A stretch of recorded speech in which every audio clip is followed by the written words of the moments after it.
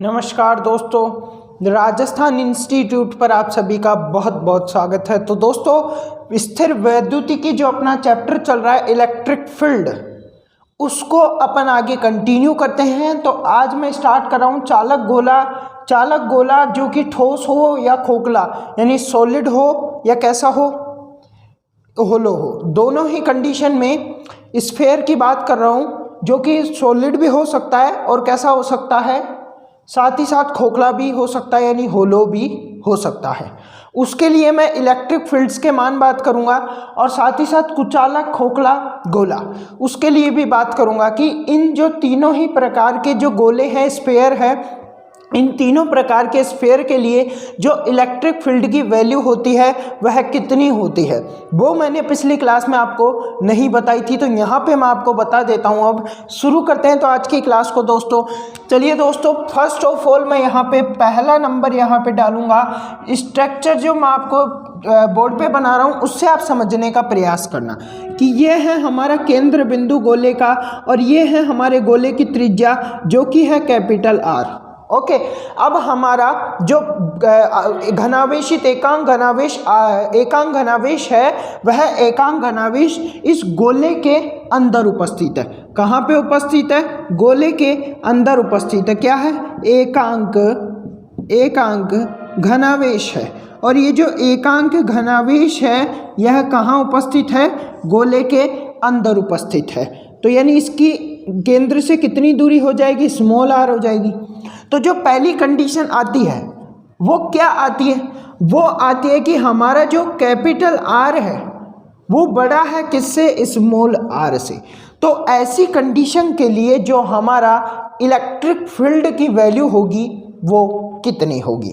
तो जो electric field विद्युत क्षेत्र की जो वैल्यू होगी वो होगी हमारे पास जीरो क्यों होगी? क्योंकि चाहे चालक ठोस या गोला हो, चाहे खोखला गोला हो, खोखले गोले में तो जो आवेश होता है सतह पे ही होता है। क्लियर है? सतह पे आवेश है, अंदर आवेश नहीं है, तो अंदर विद्युत क्षेत्र भी, इलेक्ट्रिक फील्ड भी नहीं होगा। ओके, चार्ज अगर इस सरफेस पे होंगे, बाहर सरफेस पे, तो यहाँ पे जो इलेक्ट्रिक फील्ड की वैल्यू है अंदर जीरो होगी। उसी साथ बात करूँ कुचालक, खोखला, गोला खोखला है, तो कुचालक में, खोखले गोले में आप देखोगे कि जो आवेश होगा, चार्ज होगा, वो कहाँ पे होगा? सतह पे होगा, सरफेस पे होगा, स्फेयर के सरफेस पे होगा, गोले के सतह पे होगा। तो क्लियर है कि अंदर आवेश नहीं है, तो अंदर विद्युत क्षेत्र भी नहीं होगा, अंदर चार्ज नहीं है, तो अंदर इलेक्ट्रिक फील्ड भी नहीं होगा। तो फाइनली हमारा जो इलेक्ट्रिक फील्ड का मान है वो कितना हो जाएगा? जीरो हो जाएगा। दूसरे कंडीशन की तरफ चलते हैं।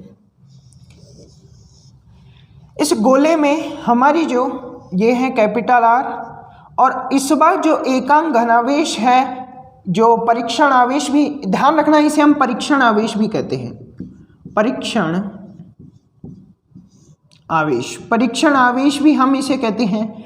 इस बार जो परीक्षण आवेश है वो हमारी त्रिज्या के सरफेस सतह पर ही उपस्थित है, यानी जो स्मॉल आर होगी वो बराबर हो जाएगी किसके? कैपिटल आर के। चलिए अब बस सॉल्व करना है, बहुत इजी है। इसके इलेक्ट्रिक फील्ड का मान आपको बताना है जो कि कितना होगा? KQ upon capital are square. KQ upon capital are square. Capital R इसलिए केंद्र से जो एकांक घनावेश की दूरी है वो कितनी है? स्मॉल आर, और ये स्मॉल आर किसके बराबर है? कैपिटल आर के। तो कैपिटल आर त्रिज्या के बराबर, और क्यू क्या है? तो क्यू आवेश है। कौन सा आवेश? जो कि इस गोले के ऊपर है, वह आवेश क्यू है। ओके, तो फाइनली आपको यहां तक की चीजें समझ आ गई होगी। अब चलते हैं आगे नंबर 3 पर। थर्ड कंडीशन यहाँ पे क्या हो सकती है? थर्ड कंडीशन यहाँ पे हो सकती है, ये हो गया कैपिटल आर। हमारा जो एकांक घनावेश है वो गोले के बाहर हो सकता है। अगर गोले के बाहर है तो जो हमारा स्मॉल आर है वो बड़ा हो जाएगा कैपिटल आर से। आई थिंक आपको समझ आ गया होगा कि स्मॉल आर कैपिटल आर से क्या हो जाएगा? बड़ा हो जाएगा। ठीक है, इलेक्ट्रिक फील्ड का मान कितना होगा? तो इलेक्ट्रिक फील्ड का मान वही KQ अपॉन आर का स्क्वायर, लेकिन यहाँ पे स्मॉल आर रहेगा दूरी कितनी है केंद्र से एकांक घनावेश की, तो स्मॉल आर है, कितनी है स्मॉल आर, तो के क्यू अपॉन स्मॉल आर का स्क्वायर। तो ये तो बात हुई हमारे चालक गोला, ठोस हो चाहे खोखला हो, कुचालक खोखला गोला, इसके लिए यहाँ पे ये तो हो गई अपनी बात और ये इलेक्ट्रिक फील्ड्स के मान। अब मैं यहाँ पर बात करूँगा अपने कुचालक ठोस गोले के लिए। किसके लिए? कुचालक ठोस गोले की यहाँ पर बात करते हैं। तो नेक्स्ट टॉपिक यहाँ पे डाल लो, कुचालक ठोस गोला।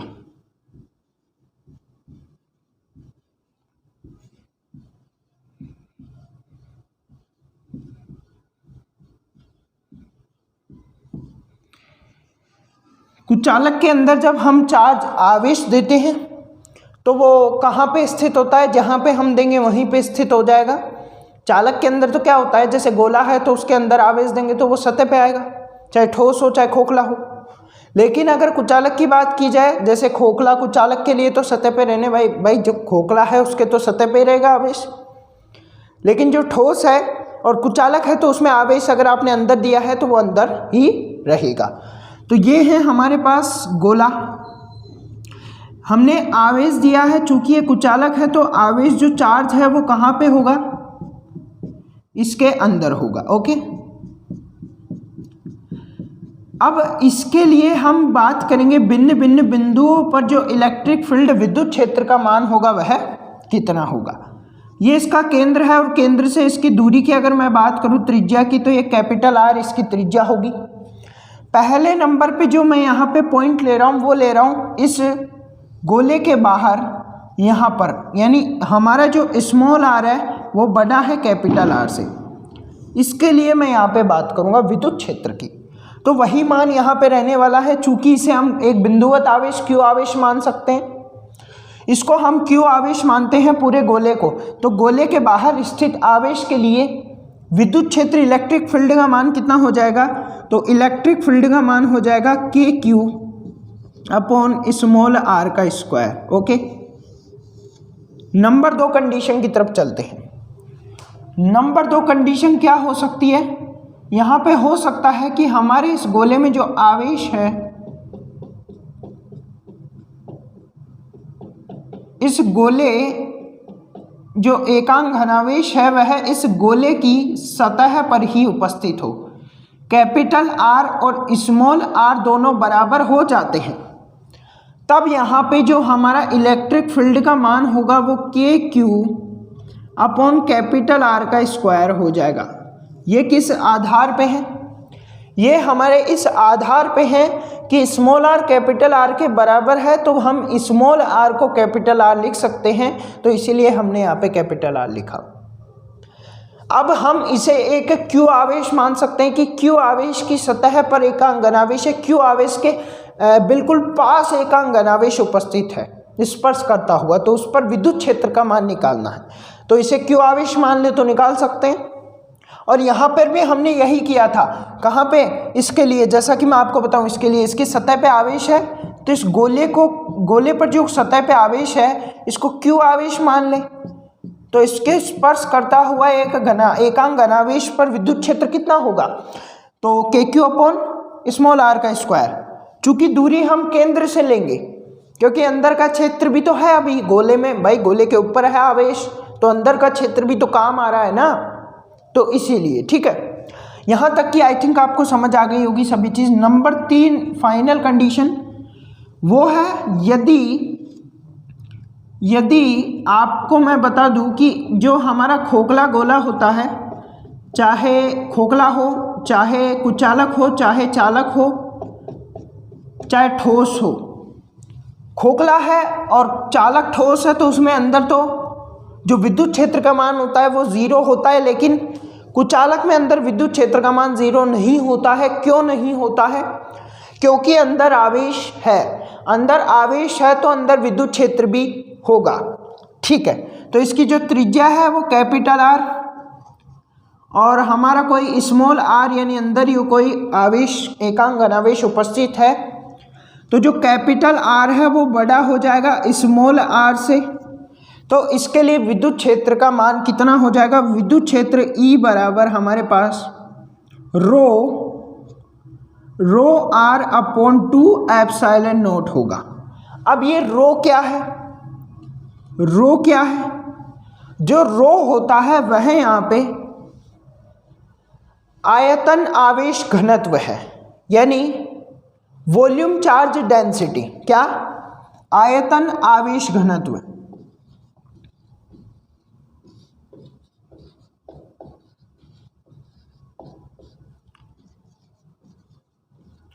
Volume charge density. जो रो का मान होता है वह कितना होता है? तो रो का मान होता है Q अपॉन V, यानी संपूर्ण आयतन में उपस्थित आवेश Q आवेश मान ले। तो एकांक आयतन में कितना आवेश होगा? Q अपॉन V होगा। और जो एकांक आयतन का आवेश है उसे रो से प्रदर्शित करते हैं, यानी आयतन आवेश घनत्व से, वॉल्यूम चार्ज डेंसिटी। ओके। अब यदि इसका विद्युत क्षेत्र हम Q के फॉर्म में ले, देखिए यहाँ पे रो के फॉर्म में हमने लिया है, लेकिन हम Q के फॉर्म में लेना चाहते हैं, तो Q के फॉर्म में इसका जो होगा वह K Q small r upon capital R cube होगा। ये आपको याद करने पड़ेंगे, कैसे निकल के आ रहे हैं उसको आपको नहीं बताया जा सकता। मैं तो बता दूंगा, मेरा कुछ नहीं जाएगा, सिलेबस टाइम पे नहीं होगा और काम भी नहीं आएगा। तो देखो, सिलेबस टाइम पे हो जाए, काम भी नहीं आएगा, तो उस चीज़ को ना पढ़े, लोड भी कम पड़े, तो इसीलिए नहीं बताया जा रहा। मैं एक डाउट क्लियर कर देता हूँ, बहुत से स्टूडेंट्स के दिमाग में डाउट चलता रहता है कि सर कहीं क्वेश्चन यहाँ से आ गया। तो एक एज ए स्टूडेंट मैं आपको इस डाउट को क्लियर करना चाहता हूँ। फॉर एग्जांपल, मैं खुद एक आपका फ्रेंड हूँ, एज ए फ्रेंड मैं आपके साथ बात करना चाहता हूँ। एज ए टीचर नहीं करूँगा, एज ए फ्रेंड करूँगा कि मैं आपका फ्रेंड हूँ। तो मैं क्या कहूँगा? मैं आपसे कहूँगा कि भाई यार, ये इतना सिलेबस है, कंपटीशन एग्ज़ाम है, अगर हम नीट की तरह इसमें डिटेल में जाने लग गए तो तुम बताओ कि नीट से भी हार्ड एग्ज़ाम हो जाएगा। ये तो भाई नीट की तरह 10 टॉपिक है, इसमें 10 टॉपिकों में नीट की तरह डिटेल में जाने लग गए, 10 टॉपिक फिजिक्स के, 10 केमिस्ट्री के, 18 बायोलॉजी के, तो आधी नीट तो अपनी वैसे ही क्लियर, और फिर जीके अलग से। तो अगर हम इतना डिटेल में जाएंगे तो वो तो एक तरह से बहुत हाई लेवल की एग्ज़ाम की बात हो गई, बहुत ज़्यादा हाई लेवल की, ठीक है। तो उसमें तो आधी नीट ही आ जाती है, तो इतना हार्ड थोड़ी ना ये एग्ज़ाम। भाई लैब असिस्टेंट का एग्ज़ाम है, कंपटीशन एग्ज़ाम है, लेकिन नीट थोड़ी ना है। तो इसीलिए मैं आपको बताना चाहता हूँ कि और भी सब्जेक्ट्स हैं, उनका भी सिलेबस है अकॉर्डिंग टू उसके। अगर मैं इसका सिलेबस देखना चाहूँ, तो अगर मैं इसको डिटेल में ले जाना चाहूँगा तो ये तो बहुत ज़्यादा हैवी वाली बात हो गई। तो इसीलिए एज ए फ्रेंड्स मैं आपको समझाना चाहता हूँ कि जो सर आपको बता रहे हैं बस वो ध्यान रखो। ओके, उसको पढ़ो, एक गाइड ले आओ, गाइड लानी पड़ेगी। एनसीईआरटी मैंने बताया कि थ्योरी ज़्यादा रहती है, अगर आप थ्योरी पे ज़्यादा फोकस करोगे तो बोर्ड एग्जाम थोड़ी ना है भाई, थ्योरी लिख के थोड़ी ना आनी। मानता हूँ थ्योरी से चीज़ें समझ आती है, लेकिन पढ़ चुके हो ना आप थ्योरी को, भाई कुछ तो दिमाग में होगा। अब ज़रूरत किसकी है? इनको समझने रटने की। देखो बहुत से लोग कहते हैं एनसीईआरटी पढ़ो, देखो 4 महीने का टाइम है, अगर 4 महीने भी तुमने एनसीईआरटी पढ़ने में निकाल दिया तो क्या मतलब? जीके भी पढ़नी है, फिजिक्स केमिस्ट्री बायोलॉजी भी पढ़नी है, और साथ ही साथ डिटेल में भी नहीं जाना। थ्योरी कोई काम नहीं है कि थ्योरी पढ़ चुके हो, पढ़ो वही जो एग्ज़ाम के लिए इम्पोर्टेंट है। तो गाइड लाना और उसी से तैयारी करना, और क्लासेस होती है आपके लिए ताकि आप चीज़ों को समझ सको, एक आधार आपका तैयार हो सके। एक बार अगर नींव डल जाती है तो घर बनने में परेशानी नहीं आती, और अगर आप सीधा घर बनाना चाहो तो क्या बन जाएगा? नहीं बनेगा ना। तो सेम कंडीशन यहाँ पे है कि एक बार क्लास लेके आपने टॉपिक की नींव जमा ली तो ऊपर की जो मंजिल है वो आप खुद बना सकते हो। तो यही बात है दोस्तों, तो ध्यान रखिए, ज़्यादा डिटेल में जाने की ज़रूरत नहीं है, जितना बताया जा रहा है उतना काफ़ी है। और बाकी आप एक गाइड ले आओ जिससे आपको संतुष्टि रहेगी कि हाँ मेरी तैयारी अच्छी हो रही है। चलिए अब मैं यहाँ पर एक छोटी सी बात करना चाहता हूँ, एक छोटी सी बात यहाँ पे ये करना चाहता हूँ कि हमारे पास, मैंने आपको बताया था कि 2 प्लेट हैं, दोनों घनावेशित हैं, दोनों के बाहर जो विद्युत क्षेत्र E का मान होता है वह कितना होता है? तो सिग्मा अपॉन एप्सिलॉन नॉट होता है। ये किस कंडीशन में है? ये निर्वात वाली कंडीशन में, निर्वात वायु, यदि हमारे दोनों प्लेटों के बाहर क्या हो, निर्वात हो। एप्सिलॉन नोट से पता चल रहा है कि निर्वात हो। अगर हम क्या कर दे, दोनों प्लेटों के बाहर माध्यम लगा दे, कोई माध्यम रख दे, तो ऐसी कंडीशन में विद्युत क्षेत्र का मान कितना होगा? तो ध्यान रखना, अगर हम यहाँ पे माध्यम लाते हैं, सभी के लिए ध्यान रखना, ओनली इसी के लिए नहीं, सभी के लिए, तो वहाँ पे जो एप्सिलॉन नोट है वो एप्सिलॉन में बदल जाएगा। और एप्सिलॉन का मान कितना होता है? तो epsilon R into epsilon naught होता है। ये आपको ध्यान रखना है और यही यहाँ पे काम आएगा। जैसे हमको इसका यहाँ पे निर्वात के लिए है, बिकॉज ये तो हमको तो माध्यम के लिए निकालना है, हमने यहाँ पे माध्यम रख दिया, तो यहाँ पे विद्युत क्षेत्र का मान कितना होगा?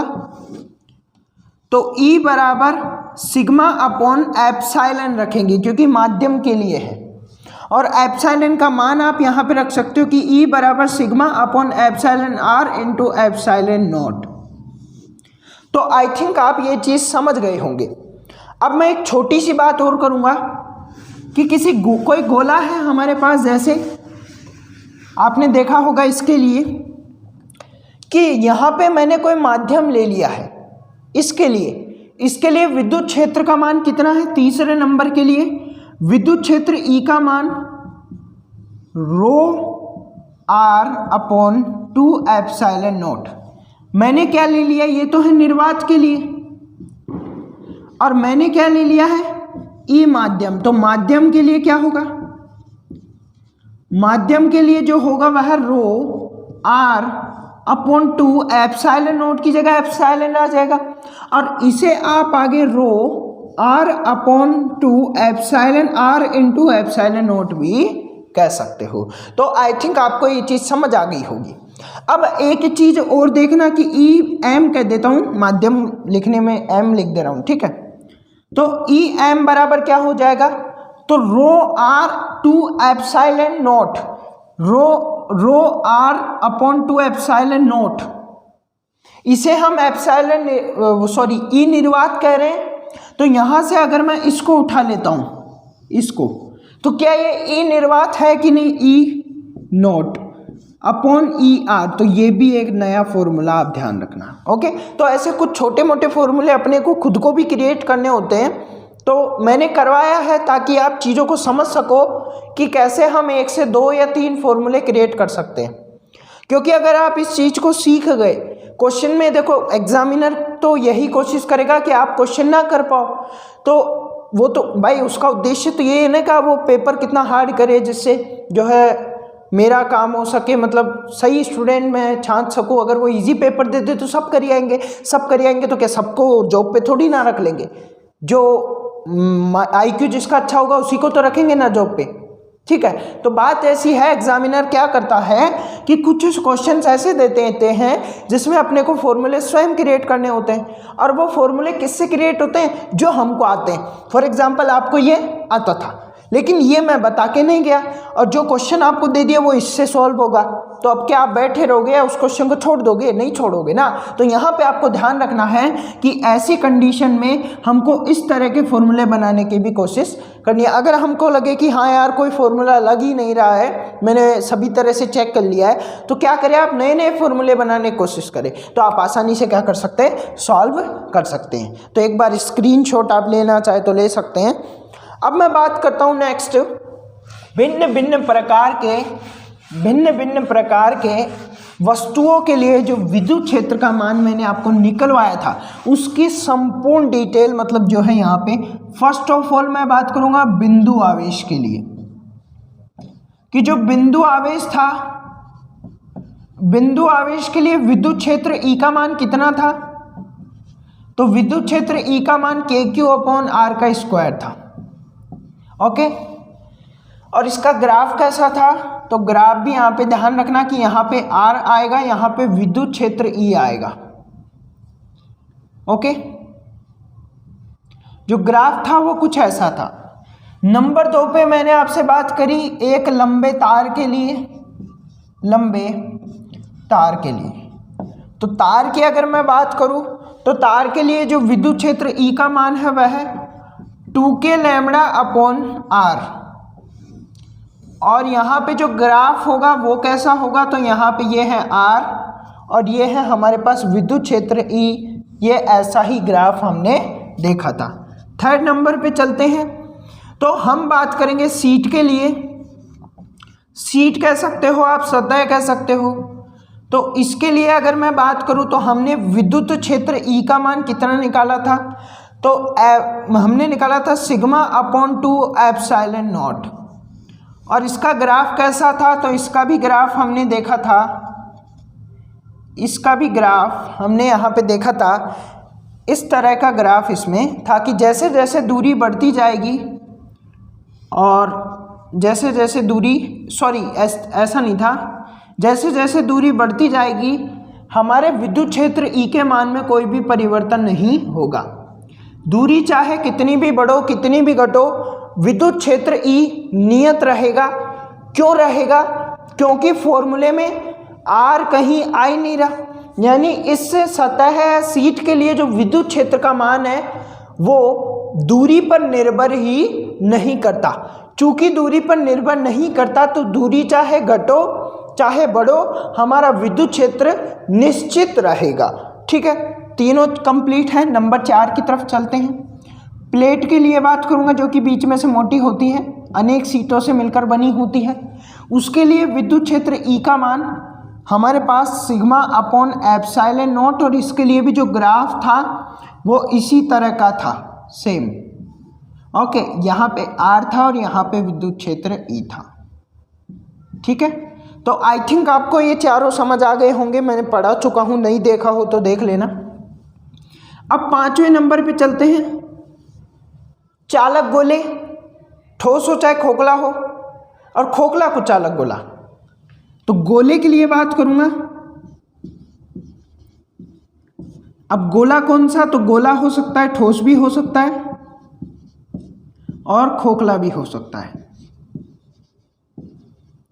लेकिन इनमें भी कौन सा, ठोस और इन दोनों के लिए तो पहले अगर मैं बात करूं तो चालक, और ओनली बात करूं तो खोखला कुचालक।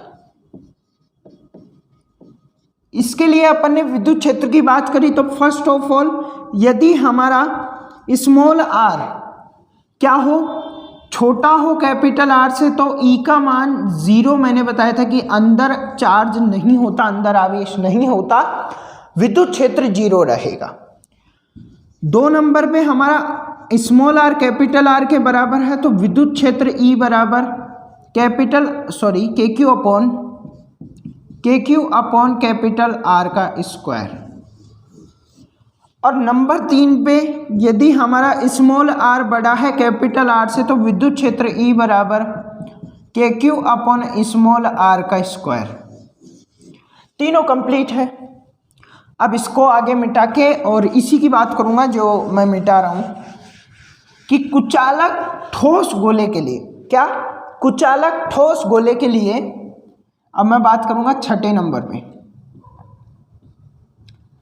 कुचालक ठोस गोला। अब जो बोर्ड पे मैं आपको लिखा दिया हूं ना, ये आप, वो तो डिटेल है, डिटेल जितनी मैंने बताई उतनी ध्यान रखना, लेकिन जो कंप्लीट मैं बोर्ड पे यहाँ पे लिखा चुका हूं और अभी जो लिखा दूंगा, बस अगर आप इसको याद कर लेते हैं तो क्वेश्चन आप सॉल्व कर लोगे आराम से। क्वेश्चन इन्हीं से सॉल्व हो जाएगा, ज़्यादा डिटेल की ज़रूरत ही नहीं पड़ेगी। और बाकी आप गाइड एक बार देख लेना, कुछ एक्स्ट्रा मतलब पॉइंट दे रखा हो तो वो देख लेना। चलिए, कुचालक ठोस गोले के लिए नंबर 1 में यहाँ पे लेना चाहूँगा। क्या लेंगे नंबर 1 पे? 1 में यहाँ पे लेना चाहूँगा जब हमारा स्मॉल r कैसा हो, कैपिटल R से छोटा हो।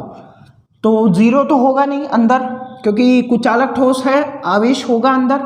तो E का मान कितना हो जाएगा?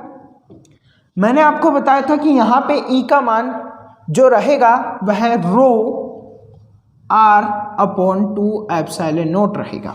ओके, इसे Q के फॉर्म में भी हम लिख सकते थे कि KQ R small R upon capital R का क्यूब, इससे भी हम इसे कह सकते थे। सेकंड कंडीशन, यदि स्मॉल आर कैपिटल आर के बराबर है तो विद्युत क्षेत्र ई बराबर K Q upon capital R का स्क्वायर। और थर्ड कंडीशन, यदि विद्युत क्षेत्र हमारा स्मॉल आर बड़ा है कैपिटल आर से, तो जो हमारा विद्युत क्षेत्र होगा वह के क्यू अपॉन स्मॉल आर का स्क्वायर। तो ये मैं आपको बता चुका हूँ। अब हम ग्राफ की भी चर्चा यहाँ पे करेंगे, क्योंकि ग्राफ एग्जाम में आते हैं। इसके लिए मैंने आपको ग्राफ बताया था कुछ ऐसा कि जो हमारा आर है और ये हमारा विद्युत क्षेत्र है। तो इसके लिए मैंने जो ग्राफ बताया था वह 0 रहेगा, उसके बाद एकदम से बढ़ जाएगा और फिर इस तरह का। तो ये ग्राफ मैंने आपको बताया था इसके लिए। और इसके लिए जो ग्राफ रहेगा वह कैसा रहेगा तो वो भी देख लो। जो पहले तो है जो बढ़ेगा, उसके बाद यहाँ से घटना शुरू हो जाएगा। ओके, और ये है विद्युत क्षेत्र ई के और ये है आर त्रिज्या। तो ये इसका ग्राफ है और ये इसका ग्राफ है। तो ग्राफ भी आपको ध्यान रखना है भाई। मैंने बताया ना अंदर 0 है, तो आर त्रिज्या तक तो क्या रहेगा 0, कैपिटल आर त्रिज्या तक तो 0 रहेगा। उसके बाद फिर बढ़ना शुरू, एकदम से सतह पे जाके फुल हो जाएगा। फिर जैसे जैसे दूर जाते जाएंगे गोले से कम हो जाएगा। उसी तरह जैसे जैसे हम सतह की तरफ बढ़ेंगे हमारा विद्युत क्षेत्र का मान बढ़ जाएगा। केंद्र से सतह की तरफ कुचालक में अंदर आवेश होता है, उसके बाद सतह पे पहुंचने के बाद अधिकतम, फिर सतह से जैसे जैसे दूर जाते जाएंगे विद्युत क्षेत्र का मान घटता चला जाएगा। तो ये स्क्रीनशॉट आप ले लो, बहुत ज़्यादा ज़रूरी है। अब विद्युत बल रेखाओं की यहाँ पर बात करेंगे कि जो विद्युत बल रेखाएं होती है उनकी यहाँ पर चर्चा अपन करने वाले हैं। मैं विद्युत बल रेखा को कंप्लीट इस वीडियो में समझा दूंगा, लेकिन मैं लिखाऊंगा कुछ नहीं। लिखाऊंगा क्यों नहीं, क्योंकि लिखाने में टाइम वेस्ट होगा। तो आप नोट से कॉपी कर लेना, हो सकता है कल तक मैं आपके नोट्स डलवा दूंगा। ठीक है, आज तो समझ लो और जो मैं लिखवा रहा हूँ उससे लिख लो, मतलब जो चिन्ह मैं आपको बना रहा हूँ उस चिन्ह को बना लो, और बाकी मैं बता दूंगा जगह आपको कितनी छोड़नी है। ठीक है, तो यहाँ पर अपन विद्युत बल रेखाओं की बात करते हैं। विद्युत बल रेखा, जो विद्युत बल रेखा होती है रियलिटी में वास्तविक रेखाएं नहीं होती है, ये काल्पनिक रूप की रेखाएं होती, काल्पनिक रेखाएं होती है, ये वास्तविक नहीं होती, ये काल्पनिक होती है। इनसे हमें पता चलता है कि विद्युत क्षेत्र की दिशा कहाँ पे है।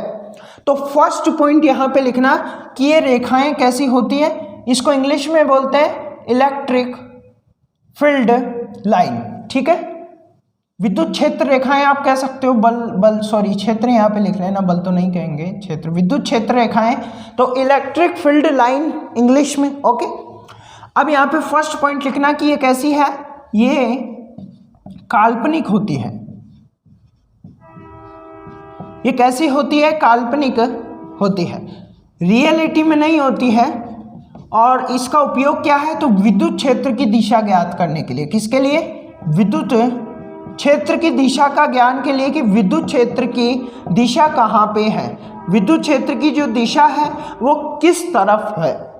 अब मैं बात करूंगा कि जो विद्युत क्षेत्र रेखाएं हैं, विद्युत बल रेखाएं कह लो, विद्युत क्षेत्र रेखाएं कह लो, ये निकलती कहाँ से है और समाप्त कहाँ पे होती है। जो काल्पनिक है तो काल्पनिक में भी कहीं से निकल रही होगी और समाप्त भी कहीं ना कहीं से हो रही होगी। तो देखना जो विद्युत क्षेत्र रेखाएं हैं वो घनावेश से निकलती है। कहाँ से, घनावेश से निकलती है। चूंकि घनावेश से निकलेगी, घनावेश से निकलेगी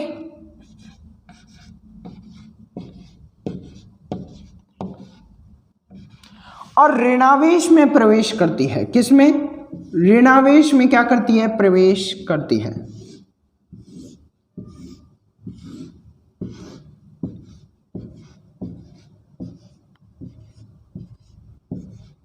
ऋणावेश में प्रवेश करती है। ओके, तो फर्स्ट पॉइंट यहां पे क्लियर। सेकेंड पॉइंट की जो विद्युत बल रेखाएं होती है, विद्युत क्षेत्र रेखाएं होती है, वो घनावेश से निकलकर जो है वो घनावेश से निकल कर ऋणावेश में प्रवेश करती है। जैसे घनावेश से ये निकली और ये कहाँ चले गई, ऋणावेश में चले गई। ये निकल गई घनावेश से और ये कहाँ चले गई, ऋणावेश में चले गई। और अन्य रेखाएं भी निकलेगी जो कि इधर की साइड चली जाएगी। ओके, और इसमें बाहर से और रेखाएं भी क्या करेगी, प्रवेश करेगी। तो ये अन्य रेखाएं ऋणावेश में क्या कर रही है, प्रवेश कर रही है। Second point clear. Point number 3 की तरफ चलते हैं। तीसरा बिंदु कहता है कि ये एक विद्युत बल रेखा है, विद्युत क्षेत्र रेखा है।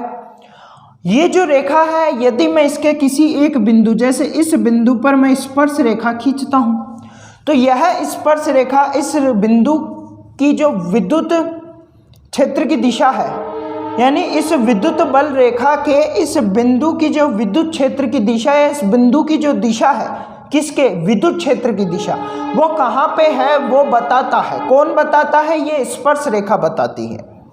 ठीक है, नंबर 4 पॉइंट की तरफ चलते हैं कि दो विद्युत बल रेखाएं एक दूसरे को कभी नहीं काटती। क्यों? इसलिए नहीं काटती कि जहां पे ये काट रही होगी वहां पे कोई क्या होगा, एक बिंदु होगा, और किसी एक बिंदु की दो दिशाएं नहीं हो सकती। क्या नहीं हो सकती? देखा जाए, अगर मैं स्पर्श रेखा खींचूं तो इस बिंदु पे स्पर्श रेखा खींच के देखो तो एक तो खींचेगी इसके आधार पे और एक खींचेगी इसके आधार पे, तो दो दिशाएं हो गई, लेकिन दो दिशाएं नहीं हो सकती। 5 नंबर पॉइंट की तरफ चलते हैं। धीरे धीरे करके मैं सभी पॉइंट यहां पे क्लियर कर दूंगा। विद्युत बल रेखाएं होती है वो हमेशा सतह के लंबवत होती है। जैसे फॉर एग्जाम्पल इस सतह से विद्युत बल रेखाएं निकल रही है तो इसके लंबवत निकलेगी। कैसे निकलेगी? लंबवत। ऐसा नहीं है कि यूं निकल जाएगी, यूं तो नहीं निकलेगी, लेकिन यूं निकल जाएगी, लंबवत निकलेगी। गोले की बात करूं तो गोले में भी त्रिज्या के समांतर निकलेगी। ऐसा नहीं है कि यहां से ऐसे निकल जाए, ऐसे नहीं निकलेगी, लेकिन त्रिज्या के समांतर निकल जाएगी, ध्यान रखना। 6 नंबर के पॉइंट की बात करते हैं। यदि किसी चालक ठोस के पास कोई विद्युत बल रेखाएं यूं आ रही है तो वो इसके अंदर प्रवेश करती हुई दिखाई नहीं देगी, इसके अंदर प्रवेश नहीं करेगी, फिर भी यहां से निकल जाएगी। सर ऐसा क्यों है, क्या है, किस लिए? मैंने बताया, जितना बताया जाए उतना ध्यान रखना। अंदर कोई विद्युत बल रेखाएं नहीं होगी, फिर भी इधर से विद्युत बल रेखाएं आएगी और उधर से निकल जाएगी। ये आपको यहाँ पे ध्यान रखना है। तो विद्युत बल रेखाओं के जो है कुछ पॉइंट्स थे। 7वें नंबर पॉइंट्स की बात करूंगा। यदि विद्युत बल रेखाओं का जो है एक जगह पे बहुत ज़्यादा विद्युत बल रेखाएं हैं, बहुत पास पास है, तो वहाँ पे विद्युत क्षेत्र सर्वाधिक होगा। ठीक है, जैसे मैं आपको बताना चाहूँ कि यहाँ पे देखना, यहाँ पे देखा जाए कि 2 पॉइंट आपको दिखाई देंगे। पॉइंट नंबर 1, ये तो है पॉइंट नंबर 1 और ये है 2।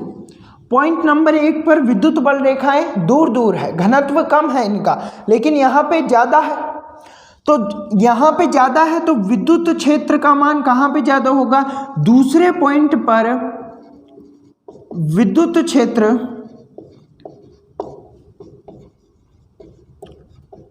सर्वाधिक। जहाँ पे विद्युत बल रेखाएं ज़्यादा है वहाँ पे विद्युत क्षेत्र का मान सर्वाधिक होगा। 8वें पॉइंट पे चलते हैं, लास्ट पॉइंट। यदि विद्युत बल रेखाएं एक दूसरे के समांतर है तो विद्युत क्षेत्र यहाँ पे कैसा होगा?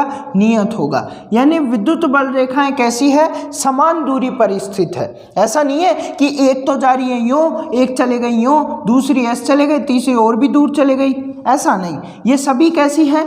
एक दूसरे से समान दूरी पर स्थित है। देखो, एक दूसरे से कितनी दूरी पर स्थित है? समान दूरी पर स्थित है। तो यहाँ पे जो विद्युत क्षेत्र का मान होगा वह कैसा होगा? नियत होगा। लिख लेना, विद्युत क्षेत्र कैसा होगा? विद्युत क्षेत्र कैसा रहेगा?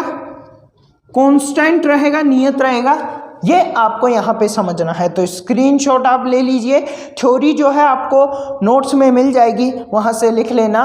और आज की क्लास को यहीं पे समाप्त करेंगे दोस्तों। मैंने आपको कुछ इम्पोर्टेंट जानकारियाँ यहाँ पे दी लैब असिस्टेंट से रिलेटेड, और मैंने आपको यहाँ पे बताया कि NCERT पे इतना मत खोना, एज ए फ्रेंड आपको बता रहा हूँ, एज ए टीचर तो मैं कुछ भी कह सकता हूँ, टीचर तो कुछ भी कह सकता है। टीचर का काम होता है कि आपने टीचर को पैसे दिए हैं तो वो आपको ज़्यादा से ज़्यादा कंटेंट देगा, क्लास से देगा, नोट्स देगा, पीडीएफ देगा, ये वो जाने क्या क्या, आपको ई बुक जाने क्या क्या दे देगा। क्या एक साथ इतनी चीज़ों को एक व्यक्ति पढ़ सकता है? भाई तुमने आज क्लास ली है, तुमने आज उसके नोट्स डाल दिए, ई बुक्स डाल दी, क्वेश्चंस डाल दिए। अरे एक इंसान 5 क्लास लेगा, 5 क्लास की ई बुक पढ़ेगा, नोट्स पढ़ेगा, पिछला रिवीजन करेगा, इतना सब कुछ नहीं कर सकता ना। तो इतना सब कुछ करने की ज़रूरत क्या है? आपको क्या काम है कि ये विद्युत बल रेखाएं ऋणावेश में प्रवेश कर रही है और घनावेश से निकल रही है? भाई आपको क्या काम है? कौन सा आपको रिसर्च करना है?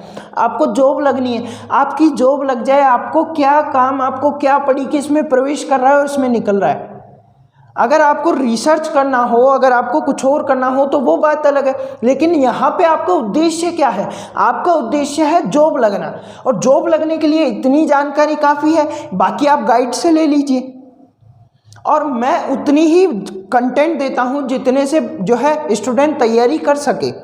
ऐसा नहीं कि सब कुछ डालने लग जाऊं। एक विद्यार्थी कितना पढ़ेगा, उसके पास गाइड है, वो भी पढ़ेगा, पिछला रिवीजन भी करेगा, 5 क्लास में जो पढ़ा है वो पढ़ेगा, 5 सब्जेक्ट का रिवीजन करेगा और क्वेश्चन प्रैक्टिस करेगा, इतना सब कुछ करेगा तो भाई ज़्यादा कंटेंट देने की ज़रूरत ही कहाँ है? क्लास से देखेगा, वो सब करेगा, एनसीईआरटी की ज़रूरत नहीं है भाई, गाइड से पढ़ो, ज़्यादा गाइड लाओ, बढ़िया बढ़िया वाली। देखो किसी से है ना जो वार्ता करो, बाकी मैं आपको बढ़िया गाइड सजेस्ट करूँगा। अभी क्या है, मैं अभी तक मार्केट में गाइड के चक्कर में गया नहीं हूँ, ठीक है। मैं खुद लाऊंगा, आप लोगों को बताऊँगा कि आप लोगों को बताऊँ कैसी गाइड है, मैं आप लोगों के लिए लेके आऊँगा और कोशिश करूँगा किसी स्क्रीनशॉट्स भी सेंड करूँ ई बुक के रूप में आपको गाइड के, तो कोशिश मेरी रहेगी। बाकी मैं आपको बता दूं कि मैं खुद लाऊंगा जिस दिन से, मैं जब से डालना शुरू कर दूंगा आपको ई बुक्स जो है फिजिक्स के लैब असिस्टेंट के लिए। बाकी आप गाइड लाओ, बता दूंगा कैसी गाइड लानी है, किसकी लानी है, कौन सी लानी है। चलिए दोस्तों, मिलते हैं आपसे नेक्स्ट वीडियो में। Tata bye bye, see you later, जय हिंद, जय भारत।